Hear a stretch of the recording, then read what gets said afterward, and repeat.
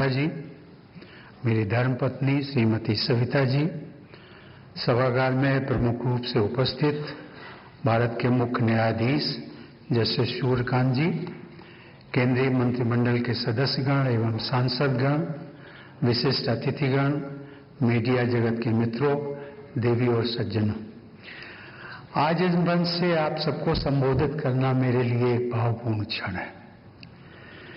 आज तक मैंने अनेकों बार आप सभी को विभिन्न अवसरों पर संबोधित किया है, परंतु आज का ये अवसर मेरे लिए अलग है, क्योंकि आज की चर्चा का विषय मेरा अपना निजी जीवन है। मेरी आत्मकथा Triumph of the Indian Republic, my life my struggles के विमोचन के अवसर पर इस कार्यक्रम में सम्मिलित होने के लिए मैं आप सभी का हृदय से आभार व्यक्त करता हूं।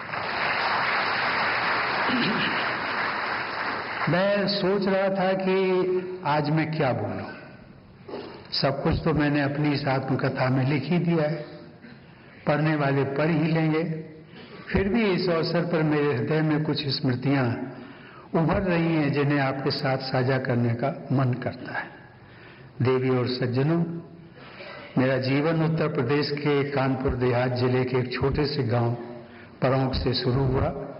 वो गांव छोटा था, लेकिन वहां एक ऐसी अनमोल पूंजी मुझे विरासत में मिली जो किसी भी संपत्ति से बढ़कर थी।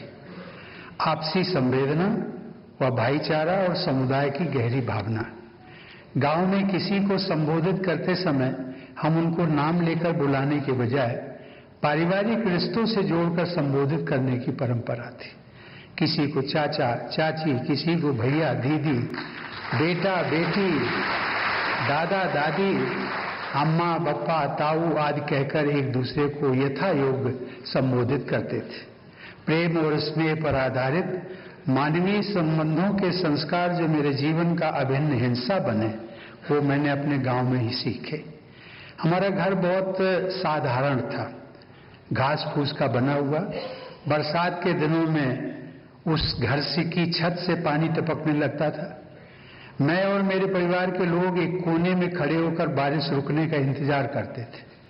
कई वर्षों बाद जब मैं 2017 में राष्ट्रपति चुना गया, तो वे स्मृतियां मेरे मानस पटल पर पुनः लौट आई। और उस समय मैंने कहा था, कोट, कि आज भी भारत के किसी गांव में शायद एक छोटा सा रामनाथ टपकती छत के नीचे खड़ा होगा और एक बेहतर भविष्य का सपना देख रहा होगा, अनकोट। देवी और सज्जनों, आज मुझे ये देखकर संतोष होता है कि नए भारत में ऐसे करोड़ों लोगों को छत मिली है। प्रधानमंत्री आवास योजना ने असंख्य गरीब परिवारों को केवल मकान नहीं दिया, बल्कि गरिमा और सुरक्षा का एहसास भी दिया है। जो कभी टपकती छत के नीचे खड़े रहे हैं, वे ही जानते हैं कि पक्के घर का अर्थ क्या होता है। देवी और सज्जनों, मेरे जीवन में मैं जो कुछ भी बन पाया, उसमें मेरे पिताश्री का बहुत बड़ा योगदान। उनके जीवन मूल्य जैसे ईमानदारी, करुणा, उदारता और न्यायप्रियता मेरे मन में आज भी अंकित है। मेरे पूज्य पिताजी को शिक्षा के महत्व पर अटूट विश्वास था। वे मानते थे कि शिक्षा ही असीम संभावनाओं के द्वार खोलती है और जीवन में नई दिशाएं और अनगिनत अवसर प्रदान करती है। देवी और सज्जनों, भारतीय जनता पार्टी के साथ मेरा जुड़ाव मुझे ऐसे अनेक नेताओं के संपर्क में लाया जो मानते थे कि राजनीति केवल सत्ता प्राप्त करने का माध्यम नहीं है, बल्कि राष्ट्र सेवा का एक साधन है। उनमें से सबसे वरिष्ठ नेता थे श्री अटल बिहारी वाजपेयी, जिन्होंने मुझ पर एक गहरी छाप छोड़ी। अंत्योदय की भावना के साथ अटल जी जीवन पर्यंत समाज के अंतिम पंक्ति में खड़े व्यक्ति को मुख्य धारा में लाने के लिए समर्पित रहे। अपने सार्वजनिक जीवन में एक और कार्यकर्ता के रूप में मेरी मुलाकात श्री नरेंद्र मोदी जी से हुई। उस समय वे पार्टी संगठन में अत्यंत सक्रिय भूमिका निभा रहे थे। संगठन के कार्यक्रमों में उनके साथ काम करने का अवसर मिला। इस दौरान उनकी जिस बात ने मुझे सबसे अधिक प्रभावित किया वह थी उनकी दूरदर्शिता, विकास के प्रति उनकी प्रतिबद्धता और साधारण कार्यकर्ताओं से सहज जुड़ने की उनकी क्षमता। शासन और विकास के विषय में उनकी बातों में एक स्पष्टता और दृढ़ता दिखाई देती थी। मैंने उनके भीतर संगठनात्मक दक्षता और दूरदर्शी सोच का अद्वितीय संगम देखा। देवियों और सज्जनों, मेरी राजनीतिक यात्रा का आरंभ भाजपा के साथ हुआ।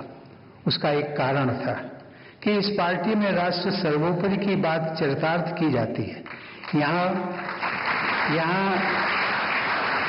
वंशवाद, परिवारवाद, जातिवाद व क्षेत्रवाद जैसी सामाजिक विकृतियों से ऊपर उठकर देश के समावेशी विकास पर बल दिया जाता है। इसमें एक साधारण शिक्षक का पुत्र अटल बिहारी वाजपेयी जैसे पार्टी के सर्वोच्च नेता व देश का प्रधानमंत्री बन सकते हैं। इसमें स्टेशन पर चाय बेचने वाले एक पिछड़े वर्ग से संबंधित श्री नरेंद्र मोदी मुख्यमंत्री तथा देश के प्रधानमंत्री बन सकते हैं। यही नहीं, समाज के कमजोर वर्ग से आने वाला मेरा जैसा व्यक्ति भी राष्ट्रपति के पद तक पहुंच सकता है। वास्तव में यही भारतीय गणतंत्र की सच्ची विजय गाथा है। देवी और सज्जनों, आज जब मैं पीछे मुड़कर देखता हूं तो महसूस करता हूं कि परोंठ से राष्ट्रपति भवन तक की ये यात्रा मेरी व्यक्तिगत उपलब्धि नहीं है। ये भारतीय गणराज्य की विजय है। ये हमारे संविधान में निहित आदर्शों की विजय है और ये करोड़ों साधारण भारतीयों की आकांक्षाओं की विजय है। मुझे विश्वास है कि मेरी जीवन गाथा देश के लाखों करोड़ों युवाओं के लिए आशा और प्रेरणा का स्रोत बनेगी। देवी और सज्जनों, आज इस अवसर पर अपना बहुमूल्य समय देने के लिए मैं माननीय प्रधानमंत्री जी के प्रति हृदय से कृतज्ञ हूँ। आपकी गरिमामय उपस्थिति ने इस अवसर को मेरे लिए और भी विशेष एवं अविस्मरणीय बना दिया है। इस पुस्तक की परिकल्पना से लेकर इसे पूर्णता तक पहुंचाने में महत्वपूर्ण योगदान देने के लिए मैं प्रकाशक रूपा पब्लिकेशंस को भी धन्यवाद देता हूं। और अंततः आज यहाँ उपस्थित आप सभी का मैं हृदय से आभार व्यक्त करता हूँ। आप सबकी उपस्थिति ने इस आयोजन को सार्थक एवं यादगार बना दिया है। धन्यवाद। जय हिंद।